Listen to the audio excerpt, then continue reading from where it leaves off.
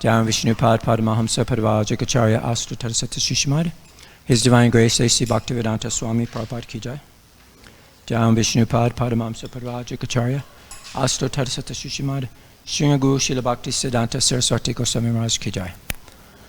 Ananta Koti Vaishnavinda Ki Jai. ISKCON BBT Founder Acharya Srila Prabhupada Ki Jai. Namacharya Srila Haridas Thakur Ki Jai. Premsiko Shri Krishna Chaitanya Prabhu Nityananda Shri Advaita Gadadhar Shivasari Gaur Bhaktavinda Ki Jai. Shri Shri Radha Krishna Gopi Gopinath Shyamakund Radhakund Giri Govardhan Ki Jai. Vrindavan Dham Ki Jai. Mayapur Dham Ki Jai. Navadvip Dham Ki Jai. Jagannath Puri Dham Ki Jai. New Dwarka Dham Ki Jai. Their Divine Lordship Shri Shri Rukmini Dwarkadish Ki Jai. Their Divine Lordship Shri Shri Jagannath Baladev Shrimate Subhadra Ki Jai. Their Divine Lordship Shri Shri Gornitai Ki Jai. Tulsi Devi Bhakti Devi Ki Jai. Jamunamai Gangimai Ki Jai. Srimad Bhagavatam Ki Jai. Granthala Srimad Bhagavatam Ki Jai. Harinam Sankirtan Ki Jai. Transcendental Book Distribution Ki Jai. Transcendental Prasadam Distribution Ki Jai. Chanting Hare Krishna Mahamantra Ki Jai. Gaur Premananda Hare Hare Bol. All glories to all the assembled devotees Hare Krishna. All glories to all the assembled devotees Hare Krishna. All glories to all the assembled devotees Hare Krishna. All glories to Shri Shri Guru and Shri Gauranga. Gaur Sri Prabhupada.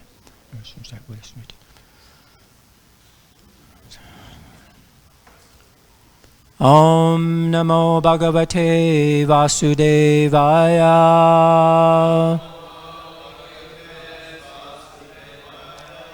Om Namo Bhagavate Vasudevaya.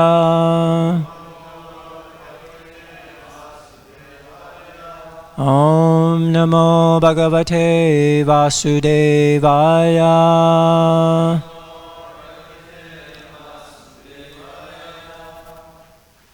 So today we're reading from the Srimad Bhagavatam. This is the third canto, chapter 12. We're going to read, we'll read text 40 and 41. I'll chant 40 and then we'll chant 41 together. So as we can see, its topic today is exploring the 4 pillars of religiosity, which we'll see as actually the pillars of freedom. So I'll chant this verse, 40. Sodasyuktau purva vaktrat purishyagnishtutavata aptoryamatiratrocha vajapeyam sagosayam. The translation: all the different varieties of fire sacrifices, sodasi, Ukta, Purishi, Agnishtama, Aptoryama, Atiratra, Vajapeya, and Goshava become manifested from the eastern mouth of Brahma. So today's verse: Vidya Danam Tapasatyam Dharma Shetipadani Cha Ashramams cha yatha sankyam Ashrijat saha rittibihi Vidyadanam tapasatyam Dharma Shetipadani cha Ashramams cha yatha sankyam Asrijat saha vittibihi Vidyadanam tapasatyam Dharma Sheti Padani cha Ashramams cha yatha sankyam Asrijat saha vittibihi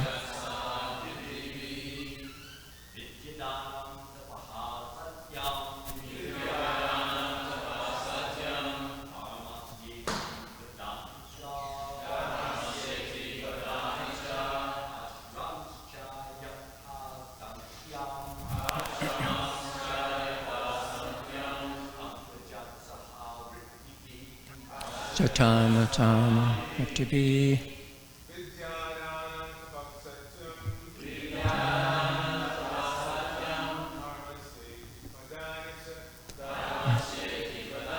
Cha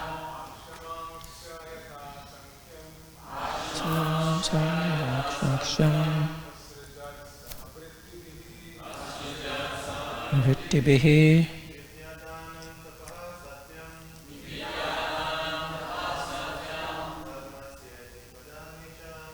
Mashiti Padani Cha Ashramamscha Yatha Sankyam Asrijat Saha Vittibihi Vijyadanam Tapasatyam Dharma Sheti Padani Cha Ashramams Chayata Sakyam Asrijat Saha Vittibihi Vidyadanam Tapasatyam Dharma Sheti Padani Cha Ashramams Chayata Sankyam Asrijat Saha Vittibihi. Vaishnavis.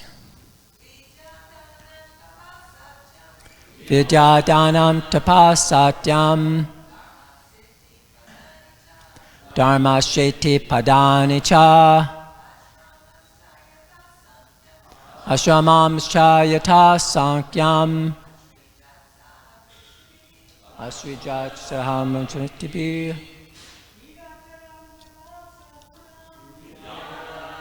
Satyam Yati Padani Cha Ashramams Chayata Sankyam Asrijat Saha Vittibihi Vidyadanam Tapasatyam Dharma Sheti Padani Cha Ashramams Chayata Sankyam Asrijat Saha Vittibihi.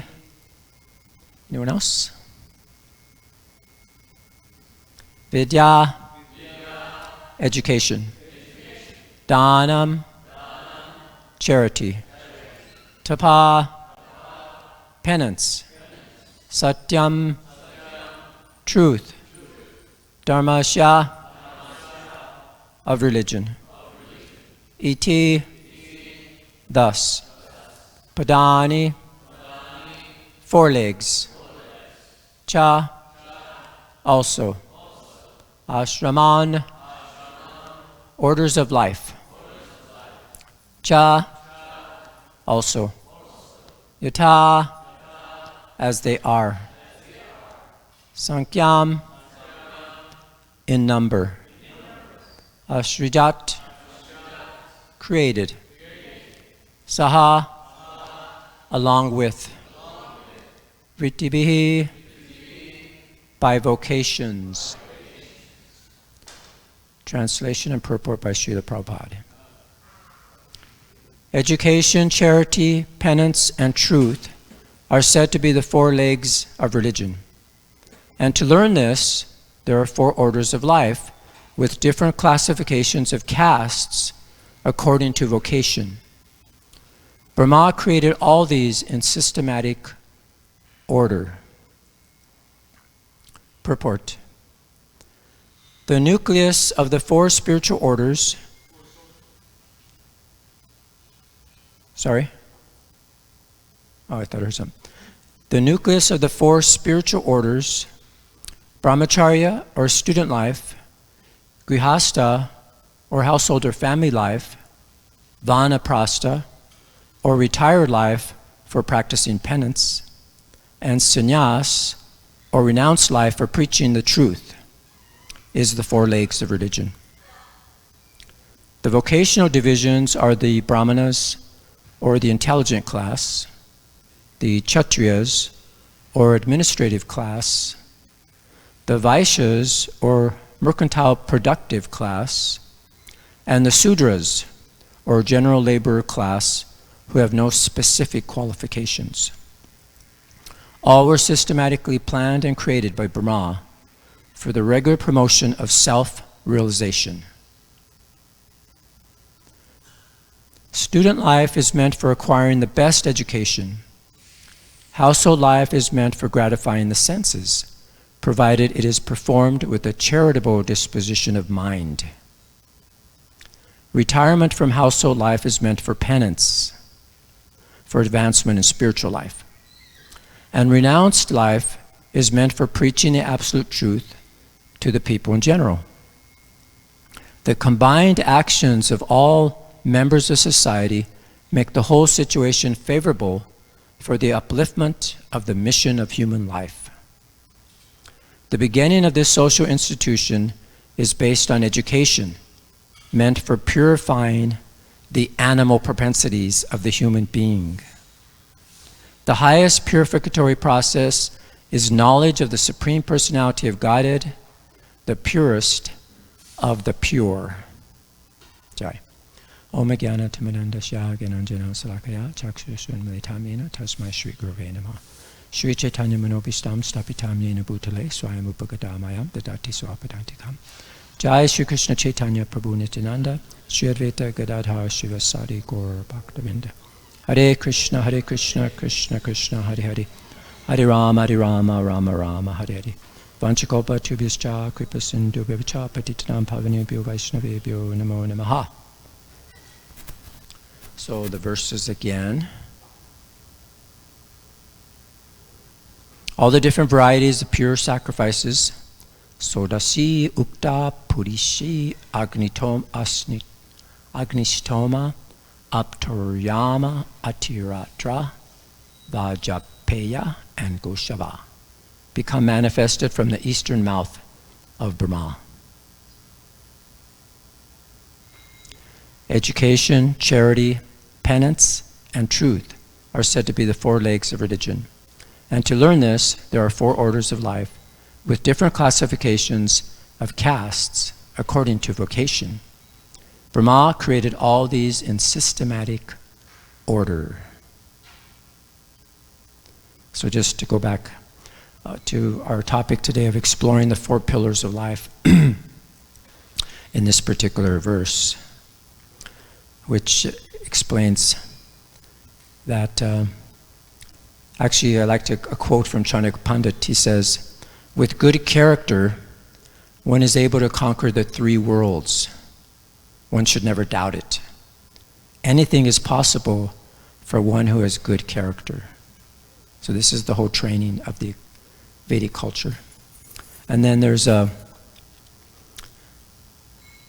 quote from Socrates. He says, the unexamined life is not worth living. So we're all in a distressful condition of life in this mature world. And this is what Marcus Aurelius says, just to give you a few quotes, other people's quotes. If you're distressed by anything external, the pain is not due to the thing itself, but to your estimate of it. And this you have the power to revoke at any moment.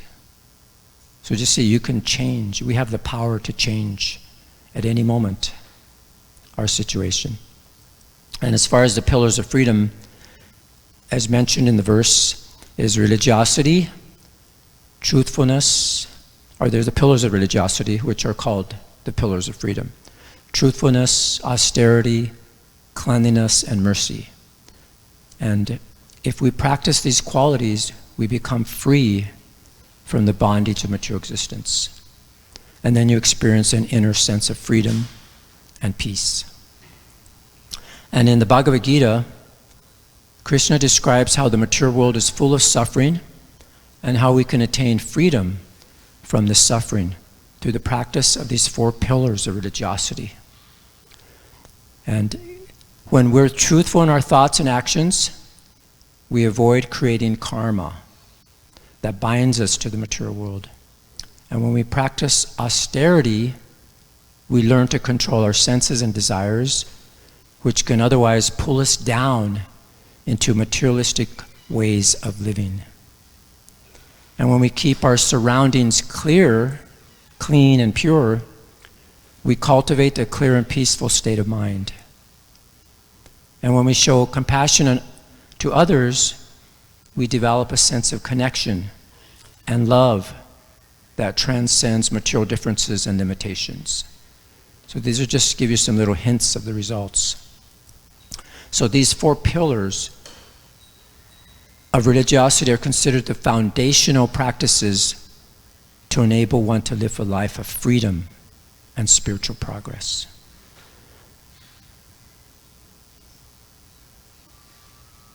I came across this interesting article, which was called, it's using our words, Dharma for a Traumatized World.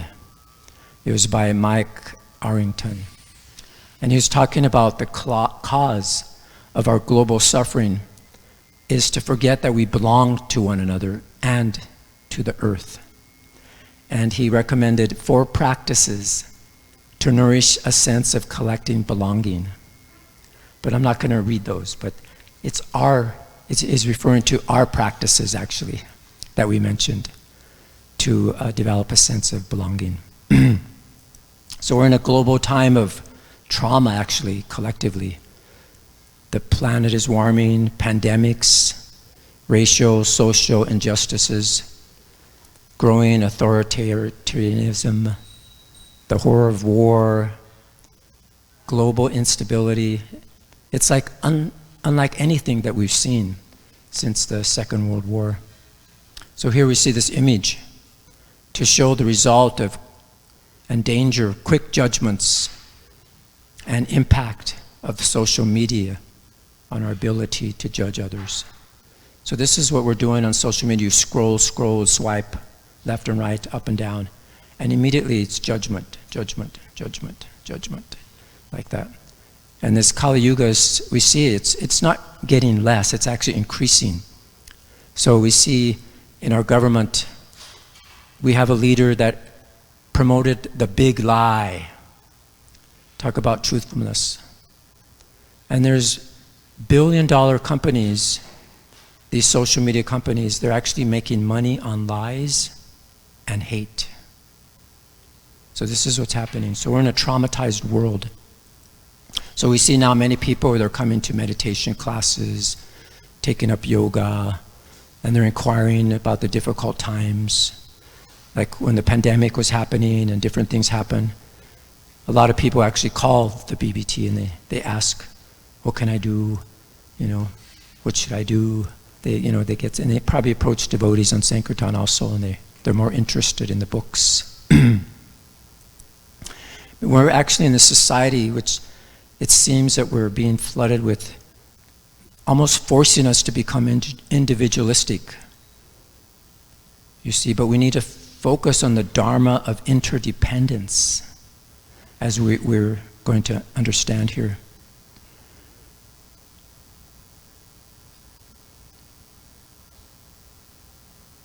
So yeah, he talked in the article about evolving consciousness from self versus others, and us versus them to we. So we act on behalf of the collective well-being of everybody. There's another quote. It says, "No man is an island entire of itself. Every man is a piece of the continent, a part of the main." And even in the Buddhist teachings, they point out the most elemental cause of suffering, which they say is forgetting who we really are. We forget we belong to one another and to our larger body of earth. We forget we belong to the boundless, loving awareness that our shared essence as human beings. Instead, we live in a trance of egoic separation, feeding habits of grasping and self-protection that lead to violating ourselves, others, and the world. And Buddha actually says, it's better to conquer yourself than to win 1,000 battles. So we see every day the negative effects of division and judgment of our minds. And this leads to that feeling of separateness, and actually lack of empathy for others. And this causes us to lose our connection and oneness and actually love. And it prevents us from being kind, compassionate, and thoughtful. And many people think that, self-development, I don't really need it. What's it good for? They believe that actually they're right and they don't need to adjust their lives. So this is what happens with that kind of attitude. So who's the culprit for and responsible for these 4 pillars of sinful life? Who destroys these pillars of freedom and puts us in like a caged separatist life? There's a quote from Victor Hugo. He's a French poet, novelist, and he's credited with this phrase: "Nothing is more powerful than an idea whose time has come." So this is interesting. So simply translated, it's like when the time is right, nothing can stop a great idea.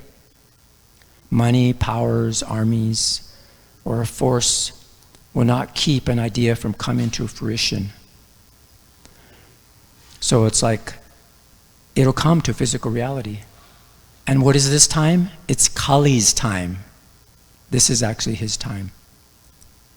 And it's described in the Vedic literatures that the ultimate cause of the 4 pillars of sinful life, illicit sex, meat eating, intoxication, and gambling, is the human mind, which has become contaminated by material desires and illusions.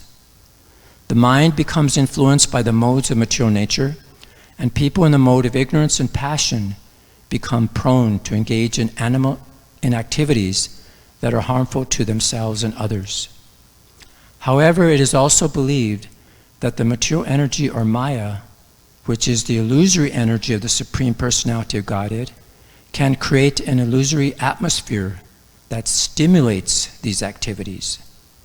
Therefore, both the individual and the illusory energy of the Supreme Personality of Godhead can be seen as culprits responsible for the 4 pillars of sinful life. So here's a verse from the Srimad Bhagavatam. This is from the 1st canto, chapter 17, text number 38.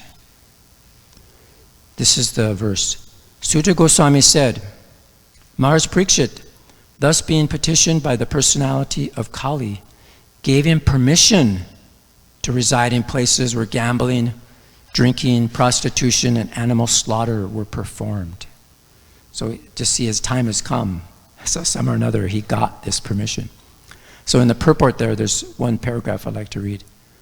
The basic principles of irreligiosity, such as pride, prostitution, intoxication, and falsehood, counteract the 4 principles of religion, namely austerity, cleanliness, mercy, and truthfulness.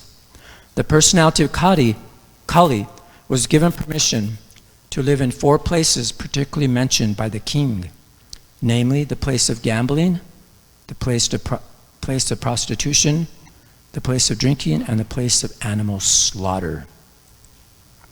And then there's another verse that, or actually this is kind of a summary describing the result, how these pillars of sinful life, they can actually lead to various kinds of problems and miseries and diseases. So if we want to stay healthy, then we have to, and free from suffering, then here's some examples. Illicit sex can lead to sexually transmitted diseases, unwanted pregnancies, and emotional trauma. Meat eating can cause various health problems such as heart disease, cancer, and high cholesterol. Intoxication can damage the liver, brain, and other organs, and also lead to addiction, violence, and accidents. Gambling can lead to financial ruin, family problems, and psychological distress. By avoiding these activities, one can lead a more peaceful and healthy life. I mean, everybody knows this, right? But yet you see it's still rampant out there. So just see on the slide there, you can see how these different activities and which ones we need to avoid and why. And even if you avoid these sinful pillars, you can improve the economic and ecological environment in several ways. And just for examples here, avoiding illicit sex, meat eating, intoxication, and gambling can help reduce healthcare costs, improve workforce productivity. These 4 pillars of sinful life are often associated with various health problems, including sexually transmitted diseases, addiction, and obesity. By avoiding these practices, individuals can reduce their risk of developing these health problems, which can in turn reduce healthcare costs and increase workforce productivity. And then secondly, avoiding meat eating can help reduce the environmental degradation. And it's described that the meat industry is actually a major contributor to deforestation, greenhouse gas emissions, and water pollution. And by reducing the demand for meat, individuals can help reduce the environmental impact of the meat industry and promote sustainable agricultural practices. And then finally, avoiding intoxication and gambling. It can help promote responsible decision-making and financial stability, which can help improve the overall economic environment. So this intoxication and gambling, it leads to poor decision-making and financial instability, which can have a negative ripple effect on the economy as a whole. So overall, we see that avoiding these 4 pillars of sinful life, it helps individuals lead a healthier, more sustainable, and more financially stable lives, which can turn into a positive effect on the economical and ecological environment.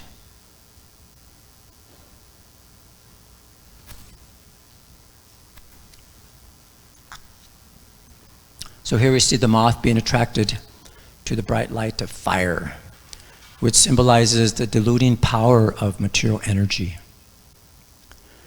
And although we see people, they want to maintain their freedom to do what they please, they're attracted to this diluting power of the material energy.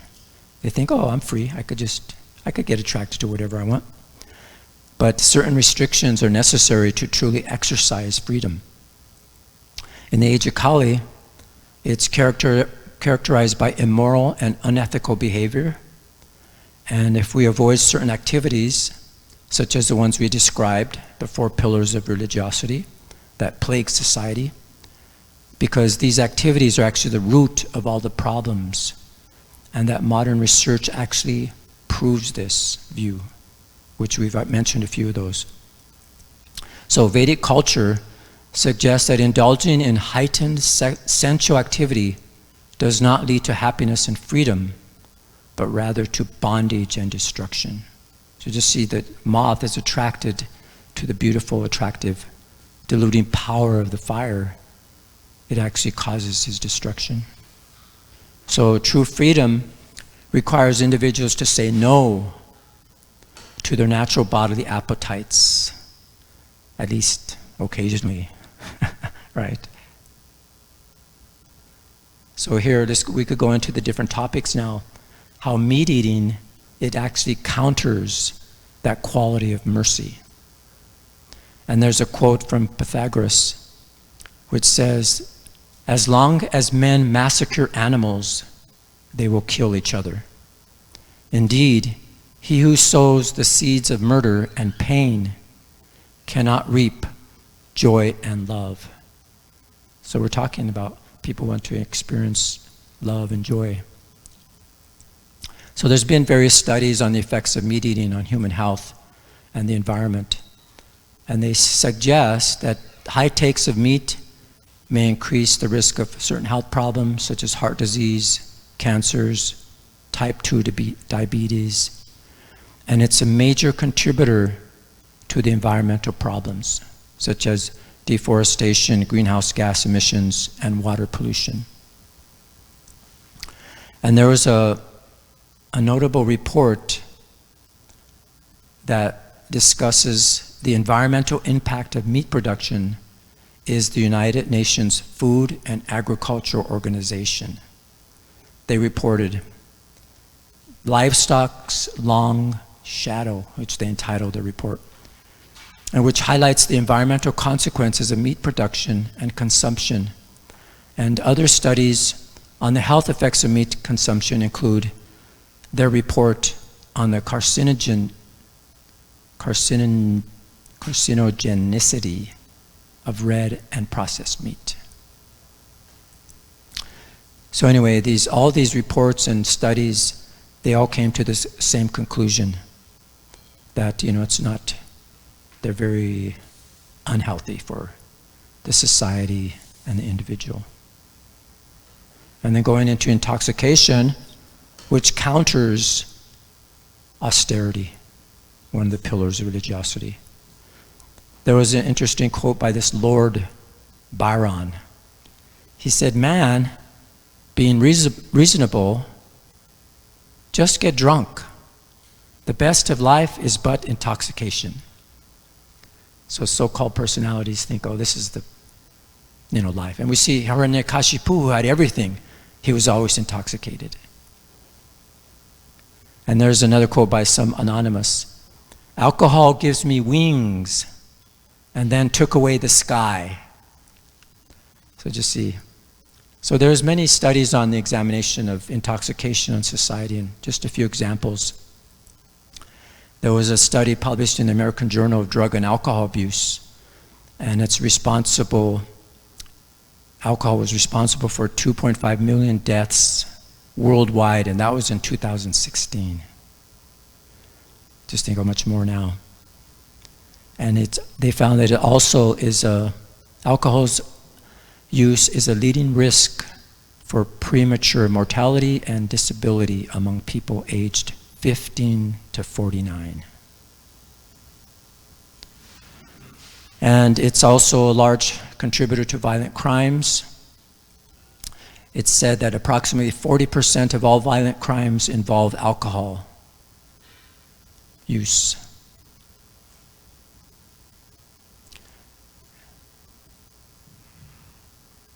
And then there's a study published in the journal again that dependence found on marijuana use is associated with a range of negative outcomes, including impaired cognitive function, poor academic performance, and mental health problems. So these are just a few examples. But overall, we could see it suggests that it has a significant negative impact on individuals, families, and society as a whole. And then if we go to gambling, which destroys or counters truthfulness. But Krishna says in the Bhagavad Gita, of all forms of cheating, I am gambling. And there's also several studies talking about gambling addiction. And there was a National Council on Problem Gambling found that 2 to 3% of Americans have a gambling problem, which leads to financial problems, relationship breakdowns, and actually mental health issues. And from an economic impact, they found that in some places it may have a positive because it brings money right to the wherever they're having this house, but actually they show that it's overstated and that the cost of gambling is increased crime, bankruptcy, social welfare costs, which outweighs the benefits. And then it causes crime, that gambling is linked to crime, and particularly where there's large casinos and other gambling venues. And then social costs, it has a range of costs, divorce rates, violence, and child neglect. And now we go to illicit sex, which counters cleanliness. Saint Augustine is quoted as saying, "Give me chastity, but not yet." Or Oscar Wilde says, "I can resist everything except temptation." And one time Srila Prabhupada called the GBC all together and he said, "Our whole business is to stop sex." And one time in Melbourne, Srila Prabhupada is with a group of young disciples, and he was telling them, you know, if one remains celibate from the ages of 16 to 21, he will have a very fertile brain. And then Prabhupada looked at everyone, and he said, "But it's okay, just chant Hare Krishna and everything will be okay." So illicit sexual behavior, as we know, can lead to a lot of sexually transmitted infections, unintended pregnancies, relationship problems, so many things.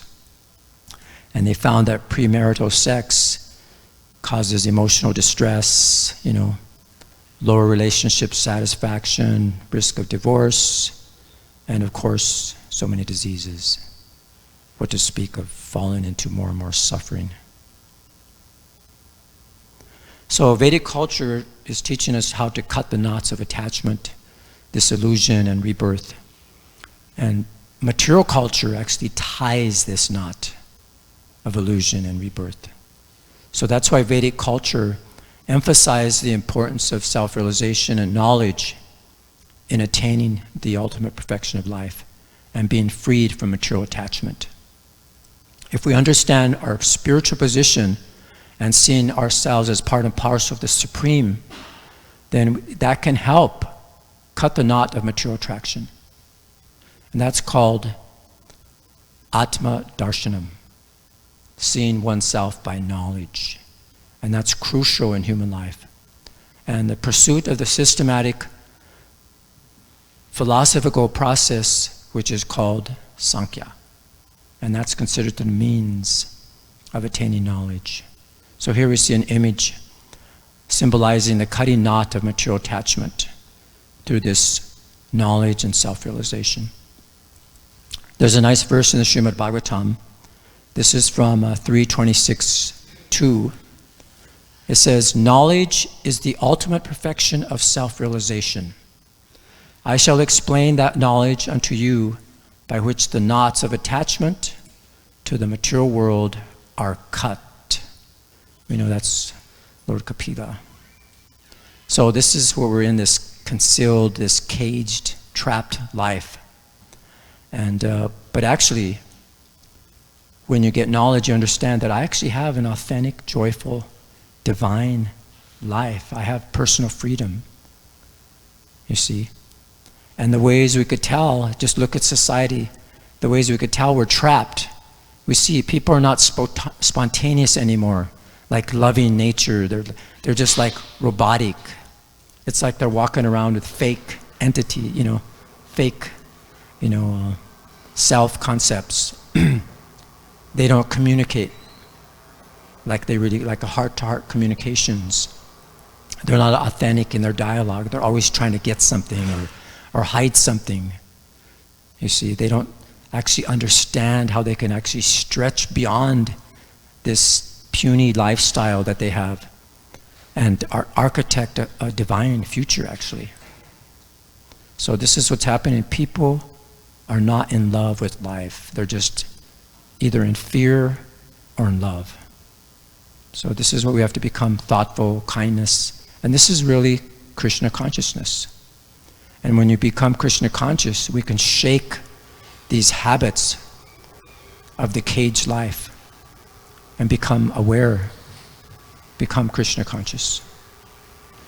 So then we go that this, so Prabhupada mentions in the purport, education, charity, penance, and truth are said to be the four legs of religion. And to learn this, there's 4 orders of spiritual life. So this is how the Vedic culture teaches us. And so with different classifications and castes according to vocation, so Brahma created these in systematic order. So this is the Varnashram Dharma. And this is based on principles of natural division and labor in human society. And they're meant for spiritual progress. So here we have the Brahmanas. They're the first order, and they're considered the intellectuals and spiritual leaders of society. They're responsible for the study and teaching of the Vedas, performing Vedic rituals, and providing spiritual guidance to others. They're expected to lead a simple and austere life and are not meant to accumulate wealth or engage in worldly activities. And then we see there on the right the Kshatriyas. That's the second order.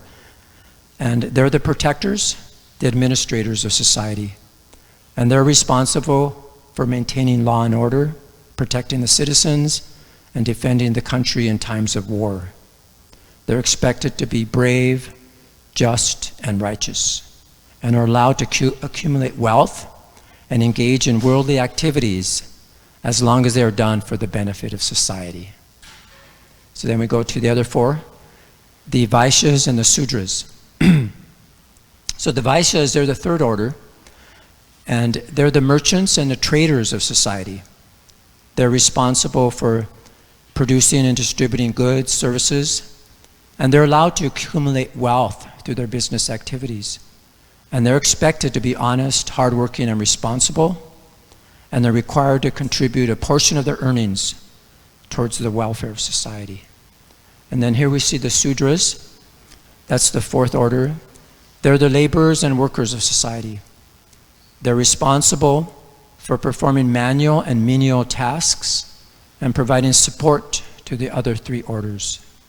They're not allowed to accumulate wealth or engage in spiritual or intellectual pursuits, but are entitled to protection and support from the other orders. So actually they are, any of these different varnashas, they're actually, the whole purpose of the Varnashram Dharma is to elevate everybody spiritually. So it's not a system based on birth or social status, but it's based on one's inherent qualities and your abilities. It's meant to help everyone to fulfill their spiritual and social duties according to their nature. And the goal is self-realization and liberation from the cycle of birth and death. So that's the four social orders, and here's the four spiritual orders, was described. So Prabhupada said in the purport, student life is meant for acquiring the best education. So these are also known as ashrams, and it's recommended for those seeking spiritual progress. So we have brahmachari and brahmacharini, which actually supports cleanliness. So that's the foundation or root of knowledge, is this ashram. So it begins in childhood and it continues through early adulthood. And during this stage, one receives education and training in spiritual and moral values. The brahmachari is expected to live a simple life and practice celibacy, discipline, and self-control. So see, from the beginning, they're clean. They learn this cleanliness art. They're supposed to strictly follow this vow of celibacy. So youngsters who have no taste of sex life can easily follow the vow of celibacy.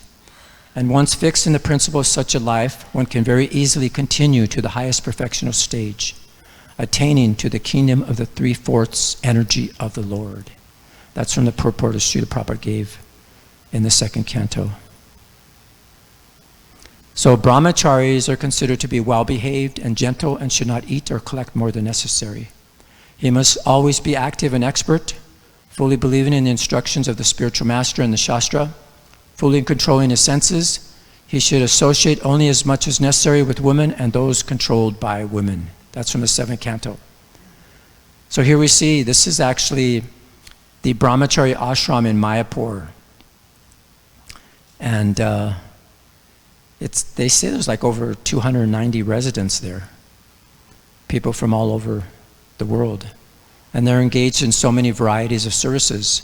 They do campus preaching, outreach, pujari service, Sankirtan bus preaching, school preaching, bhakti vriksha preaching, medical care, management, just to mention a few. So one may think this brahmachari life is not popular, but actually It is in different parts of the world. We even have our own brahmacharya ashram here. So this is nice.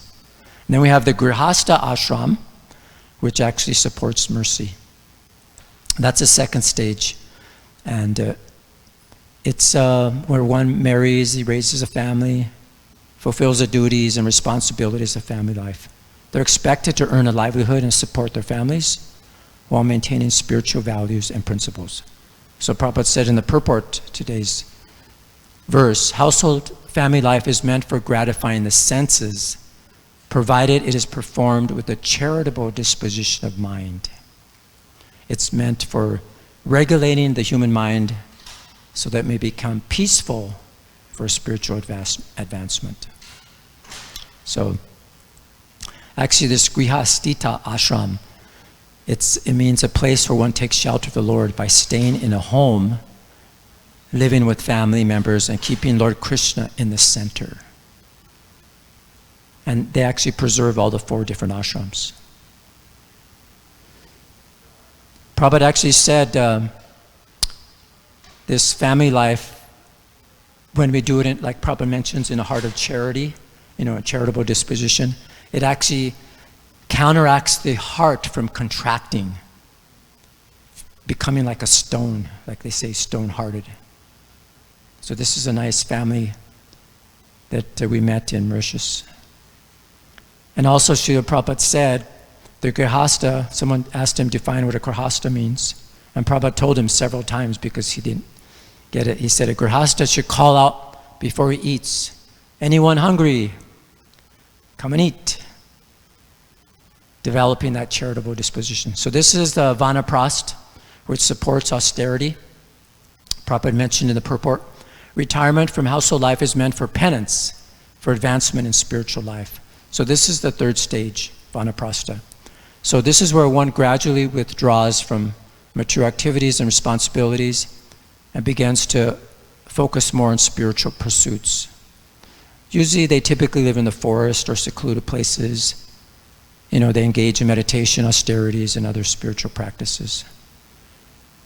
That means, like Prahlad Maharaj says, Vanam gato yad darim ashrayata. When he was telling his father, who he called him the best of the demons, that as far as he learned, the best thing is that any person who has accepted a temporary body and temporary household life is certainly embarrassed by anxiety because of having fallen in a dark well where there is no water but only suffering. One should give up this position and go to the forest. More clearly, one should go to Vrindavan, where only Krishna consciousness is prevalent. One should thus take shelter of the Supreme Personality of Godhead. So this is what we do. Here's another retired person in Vrindavan at the Jamuna.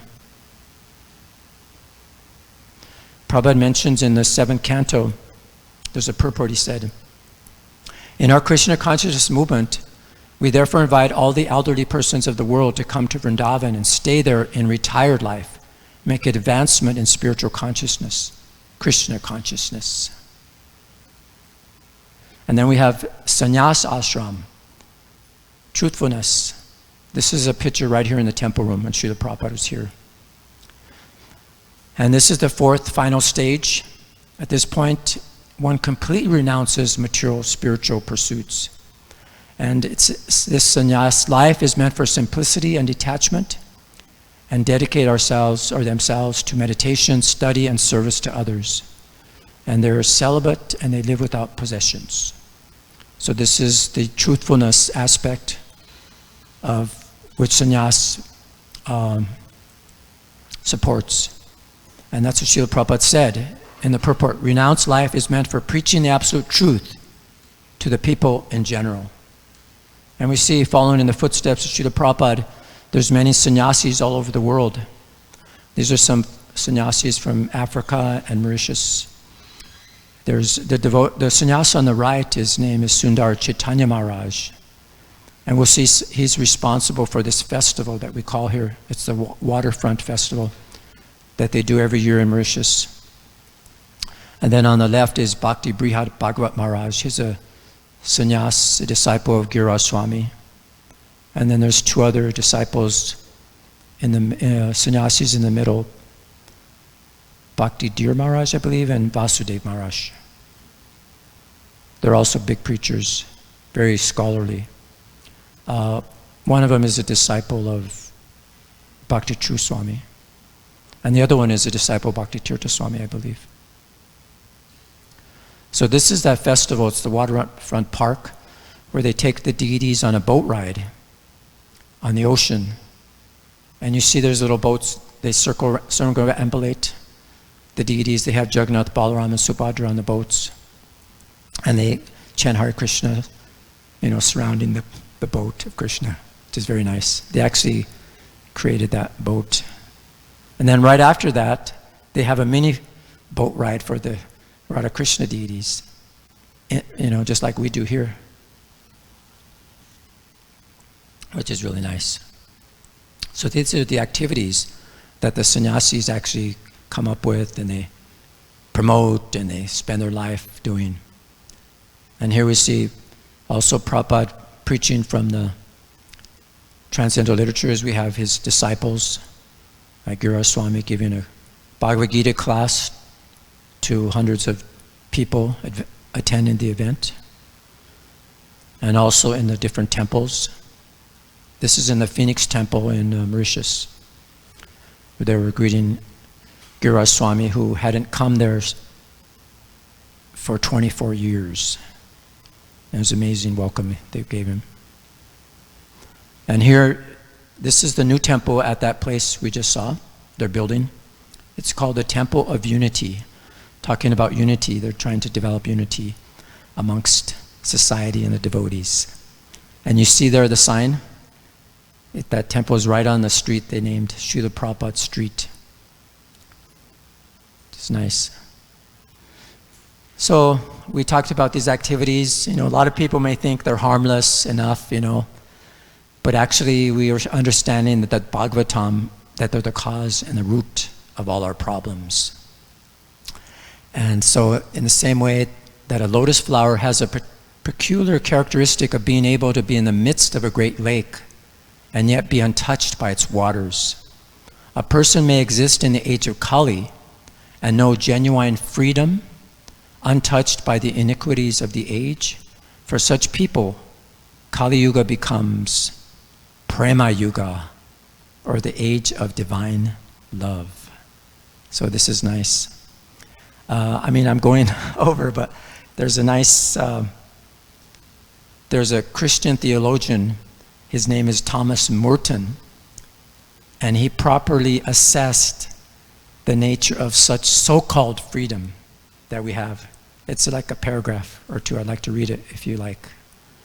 But anyway, I'll read it. It's nice. It should be accepted as a most elementary human and moral truth that no man can live a fully sane and decent life unless he is able to say no on occasion to his natural bodily appetites. No man who simply eats and drinks whenever he feels like eating and drinking, who smokes whenever he feels the urge to light a cigarette, who gratifies his curiosity and sensuality whenever they're stimulated, can consider himself a free person. He has renounced his spiritual freedom and become the servant of bodily impulse. Therefore, his mind, his will are not fully his own. They're under the power of his conditioning. His appetites, and through the medium of his appetites, they are under the control of those who gratify his appetites. Just because he can buy one brand of whiskey rather than the other, this man deludes himself that he's making a choice. But the fact is that he is a devout servant of a tyrannical ritual. He must reverently buy the bottle, take it home, unwrap it, pour it out for his friends, watch TV, feel good, talk his silly, uninhibited head off, get angry, shout, fight, and go to bed, and disgust with himself and the world. This becomes a kind of religious compulsion, without which you cannot convince himself that he is really alive, really fulfilling his personality. Such a person is not merely sinning, but is simply making an ass of himself, deluding himself that he's real when his compulsions have reduced him to a shadow of a genuine person. That's a pretty heavy thing, isn't it? So how can we purify ourselves from the contamination of this material illusion? So according to the Bhagavad Gita, it's described that if we regularly hear, read spiritual texts, chant Hare Krishna, engage in devotional service, serving the deities, following his principles of Dharma, we mentioned, avoiding the materialistic sense gratification, pillars of sin, and associating with devotees. So if we consistently practice these principles, then we can purify the mind and we develop a taste for spiritual life and obtain freedom from this illusion. So this is nice, because there's a verse, or a purport in Srila Prabhupada says in the 4th canto, the Super Soul gives instructions to the sincere, unalloyed devotee on how he can progress more and more in approaching the Supreme Personality of Godhead. Srila Jiva Goswami in this connection says that the Super Soul, the plenary expansion of the Personality of Godhead, exists in everyone's heart, but in the heart of the devotee, he reveals himself as ever increasingly new. Being inspired by him, the devotee experiences increased transcendental bliss in the execution of his devotional service. So just imagine a society where everyone's living peacefully, practicing these principles of austerity, cleanliness, mercy, and truthfulness. So Prabhupada gives, we don't have time for this now, but Prabhupada recommends in the 1st canto, chapter 17, text 38, in the purport of how the state can eradicate corruption by following certain principles, and he mentions all these in there in the purport. You know, how to stop these things, and how it can actually still be continued today, that we can actually do this. So to summarize, we started how we were exploring these pillars of religiosity, which are the pillars of freedom, and how we show the different slides of these pillars of sin and the benefits, or the reactions of that, and the benefits of following the pillars of religion, and how to purify the mind. So there's a nice end with this. There's a couple paragraphs. I'll read this in the next slide. So this is from the 1st canto. Krishna is our most intimate master, friend, father, and son, an object of conjugal love. Forgetting Krishna, we have created so many objects of questions and answers, but none of them are able to give us complete satisfaction. All things but Krishna give temporary satisfaction only. So if we are to have complete satisfaction, we must take to the questions and answers about Krishna. We cannot live for a moment without being questioned or without giving answers, because the Srimad Bhagavatam deals with questions and answers that are related to Krishna. We can derive the highest satisfaction only by reading and hearing this transcendental literature. One should learn the Srimad Bhagavatam and make an all-around solution to all problems pertaining to social, political, and religious matters. Srimad Bhagavatam and Krishna are the sum total of all things. So Prabhupada mentions in the purport that the highest purificatory process is knowledge of the Supreme Personality of Godhead, the purest of the pure. So there's one verse that kind of summarizes the whole range of the revealed scriptures, and it's most essential to the fallen people in this age and how they should take it up. And this is the verse: Savai pumsam paro dharmo yakto bhaktir hoksuje ahoitakiya pratiyata yayatma suprasidati. The supreme occupation, dharma, for all humanity is that by which men can attain to loving devotional service unto the transcendent Lord. Such devotional service must be unmotivated and uninterrupted to completely satisfy the self. So I'll just end with this one purport from the First Canto, chapter 2, text number 6. And that's actually this verse. So there's the last part of the purport. Srila Prabhupada says, we have purposely denoted dharma as occupation because the root meaning of the word dharma is that which sustains one's existence. A living being's sustenance of existence is to coordinate his activities with his eternal relation with the Supreme Lord Krishna. Krishna is a central pivot of living beings, and he is all-attractive living entity or eternal form amongst all other living beings or eternal forms. Each and every living being has his eternal form in the spiritual existence, and Krishna is the eternal attraction for all of them. So that's the real attraction. Krishna is a complete whole, and everything else is his part and parcel. The relation is one of the servant and the served. It is transcendental and is completely distinct from our experience in material existence. This relation of servant and the served is the most congenial form of intimacy. One can realize it as devotional service progresses. Everyone should engage himself in that transcendental loving service of the Lord, even in the present conditional state of material existence. That will gradually give one the clue to actual life and please him to complete satisfaction. So whose time has come for Kali Yuga is to become this Prema Yuga, the age of divine love. And that's a golden age started in the advent of Lord Chaitanya Mahaprabhu. So thank you for your patient and kind attention. Sorry to go overboard, but if there's any comments or questions, anybody wants to, feel free. Yes, Maharaj.